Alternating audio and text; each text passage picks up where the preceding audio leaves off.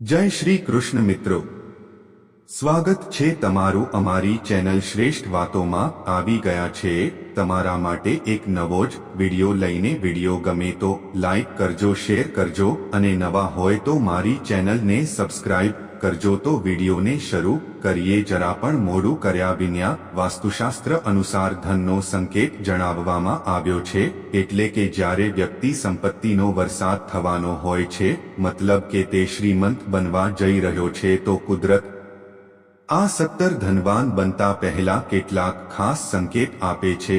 શુભ સંકેતો આવવા લાગે છે. આને ક્યારે અવગણશો નહીં. આ શુભ સંકેતો સૂચવે છે કે તમારા જીવનમાં કંઈક બનશે, કેટલાક મોટા અને સુખદ પરિવર્તન આવવાના છે. અને માતા લક્ષ્મી, હિન્દુ ધર્મમાં દેવી લક્ષ્મી જલ્દી જ તમારા ઘરે આવવાની છે. સંપત્તિની દેવી કહેવાય છે તે વ્યક્તિનું ઘર જેના પર દેવી લક્ષ્મી કૃપા કરે છે. માતા લક્ષ્મીને ક્યારે પૈસાની કમી નથી હોતી. આ કરવા માટે લોકો તેમના ઘરોમાં વિવિધ ઉપાયો કરે છે. તેઓ પણ કરાવતા રહે છે. એવી માન્યતાઓ છે કે જ્યાં ઘર, એવા 17 શુભ સંકેતો છે જેનાથી તમને દેવી લક્ષ્મીની કૃપા મળવાની. કોઈ વ્યક્તિ ધનવાન બનતા પહેલા તે દેખાય તો અમને જણાવો શું છે આ શુભ સંકેતો. પણ તે પહેલા જો તમે પણ અમે ઈચ્છીએ છીએ કે દેવી લક્ષ્મીની કૃપા તમારા પર બની રહે, તો વિડિયો લાઈક કરીને તમારી પોતાની શ્રેષ્ઠ વાતો ચેનલ અને કોમેન્ટ બોક્સમાં કરો. કૃપા કરીને જય લક્ષ્મી માતા લખો અને સબસ્ક્રાઇબ કરી દેજો. નંબર 1, જો તમને સવારે ઘરની બહાર પૈસા પડેલા જોવા મળે છે, તો તે પણ તમારા ઘરમાં પૈસા આવવાના સંકેત છે. જલ્દી જ તમારી પાસે પણ પૈસા આવી જશે. નંબર 2, જો ઘરમાં બિલાડી બાળકને જન્મ આપે છે, તો તે એક શુભ સંકેત છે. જ્યારે જો કોઈ કિંમતી વસ્તુ પક્ષી દ્વારા છત પર પડી જાય તો તે પણ શુભ છે. તેનો અર્થ છે તમારા ઘરમાં સુખ અને શાંતિનું આગમન ટૂંક સમયમાં થવા જઈ રહ્યું છે. નંબર 3, જો ઘરમાં એક જગ્યાએ 3 ગરોળી એકઠી થતી જોવા મળે છે, તો તે ધનમાં વૃદ્ધિનો સંકેત પણ છે. સંકેત એ છે કે દિવાળીના દિવસે તુલસીના છોડની પાસે ગરોળી જોવી ખૂબ જ શુભ માનવામાં આવે છે. પરંતુ જો તુલસીના છોડની પાસે વધુ પડતી ગરોળી જોવા મળે તો તેનું પરિણામ વિપરીત આવી શકે છે. ધનની દેવી દેવી લક્ષ્મીનું વાહન ઘુવડ છે.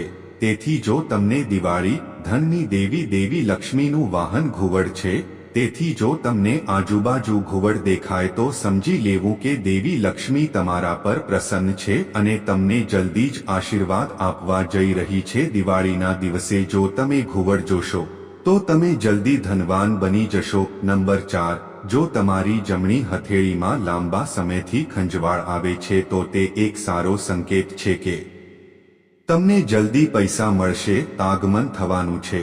જમણી આંખનું વળવું એ પણ ધન આવવાની નિશાની છે.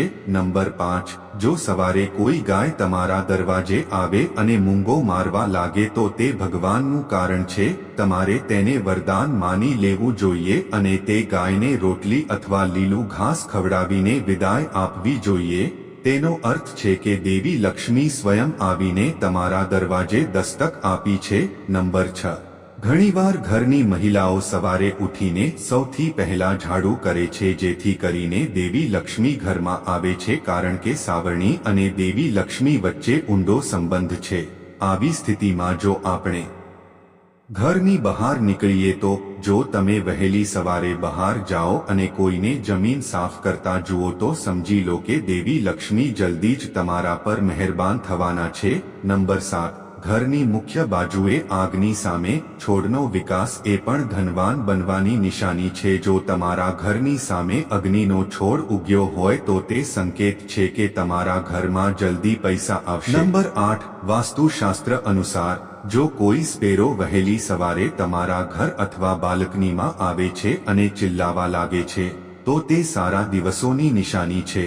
જો તમને વહેલી સવારે સ્પેરો દેખાય છે તો સમજી લો કે તમારા દિવસો બદલાવાના છે અને થેલી અને તિજોરી પૈસાથી ભરાઈ જવાની છે. નંબર 9, જો તમે કોઈ કામ માટે ક્યાંક બહાર જઈ રહ્યા હો અને રસ્તામાં કોઈ કૂતરો મોંમાં કોઈ શાકાહારી વસ્તુ કે રોટલી લઈને આવે જો દેખાય છે તો તે સૂચવે છે કે તમને ક્યાંકથી પૈસા મળવાના છે. નંબર 10, જો ઘરમાં અચાનક કાળી કીડીઓ દેખાય, જો તમે ગોવાળિયાને જોવાનું શરૂ કરો છો અને ખાવાનું શરૂ કરો છો તો સમજી લો કે તમારા ઘરમાં દેવી લક્ષ્મીનો પ્રવેશ થયો છે. નંબર 11, ઘરની બાલ્કની કે આંગણામાં ઝાડમાં પક્ષીનો માળો કે કબૂતરનો માળો બાંધવામાં આવે તો તે પણ એક શુભ સંકેત છે.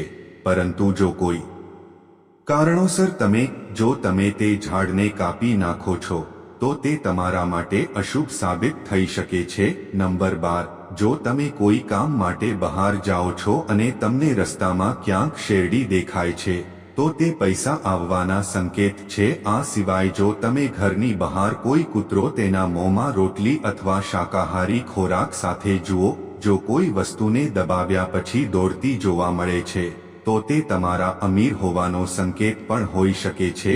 નંબર 13, હિન્દુ ધર્મમાં શંખને પૂજનીય અને પવિત્ર માનવામાં આવે છે, પરંતુ જો શંખ રાખવામાં આવે તો તેનાથી દેવી લક્ષ્મી પ્રસન્ન થાય છે અને જો તમે સવારે ઉઠતાની સાથે જ શંખનો અવાજ સાંભળો છો તો તે દેવીના આગમનનો સંકેત માનવામાં આવે છે. લક્ષ્મી. નંબર 14, જો તમે તમારા સપનામાં પોપટ જુઓ છો તો તમારે તેને એક શુભ સંકેત માનવો જોઈએ કે તમારા સ્વપ્નમાં પોપટ જોવાનો અર્થ એ છે કે તમારી આર્થિક સમસ્યાઓ જલ્દી દૂર થવા જઈ રહી છે અને દેવી લક્ષ્મી તમને ક્યાંકથી જલ્દી આશીર્વાદ આપશે, તમને પૈસા મળવાના છે. નંબર 15, જો તમને સપનામાં સાવરણી, ઘુવડ, ઘડા કે ગોળ, હાથી, મંગૂસ, શંખ, ગરોળી, તારો, સાપ કે ગુલાબનું ફૂલ દેખાય તો સમજવું કે તમારું બેંક બેલેન્સ વધવાનું છે.